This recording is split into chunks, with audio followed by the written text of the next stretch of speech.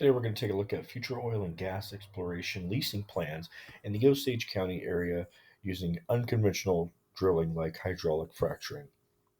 There was a recent study done in August of 2020 by the Department of Interior that did a extensive environmental impact study for oil and gas exploration. We're going to take a look at a few other sources as well that include some of the human and economic aspects to this oil and gas industry. Osage County is the on the northwest side of Tulsa, which goes all the way up to the Kansas border of Oklahoma. The oil and gas deposits we see here come from the Pennsylvania area, where we see some formations of red and green algae, as well as some smaller aquatic life, which have formed the oil and gas deposits we see here. They are capped by shale and sandstone, which later came on after the land was no longer underwater.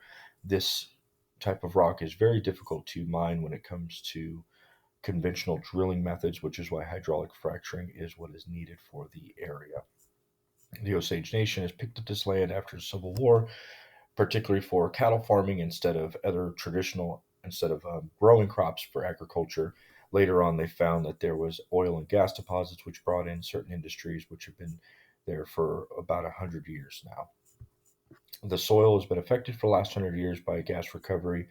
Before there were any real regulations, as we've seen, environmental regulations have changed over the last 100 plus years.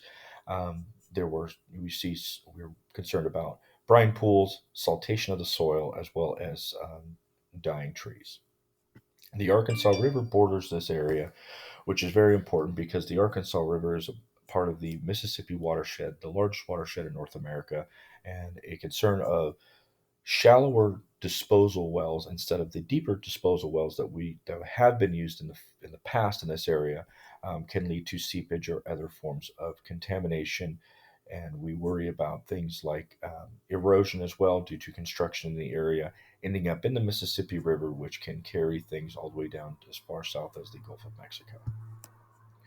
The area is dominated by two ecoregions. We have the blue stem on the bottom right, which is very indicative of the Great Plains, and then the cross timbers on the top, which is more oak dominant. However, is now being invaded by the red cedar that is not related to this industry.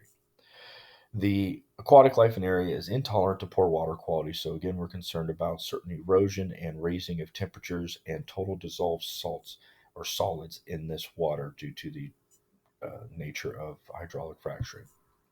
Reptilian life includes the Texas horned lizard and alligator snapping turtle. Mammalian life were mainly dominated by wildlife like coyotes, deer, and multiple species of bat. Upland birds for hunting, like the turkey and quail, are also common to the area. Hazards of this, as we have seen in the past due to the last fracking boom, is an increase of seismicity from about 70 to 600 times greater than normal background seismicity. They have actually seen earthquakes from a magnitude 3 to 5, which are very uncommon to this area, which was due to the disposal in the Arbuncle waste wells, which were capped back in 2016.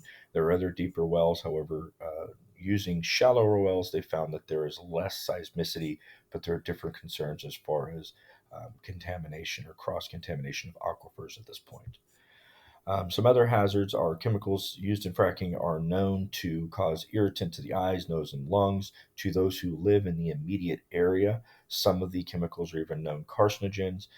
Natural contaminants like silica and hydrogen sulfide are known, as well as to be a known particulate and gas released when drilling, which can have negative health effects to the lungs and eyes. The benefits, though, we see better housing prices in the area due to studies have shown. We see an increase in industry, so an increase in jobs. We also see a fossil fuel supply increase, which can lead to better prices in multiple industries, including agriculture. This can also lead to future investments in exploration of other industries like renewable, and overall natural gas actually has less air pollution than traditional fossil fuels like coal and other gases.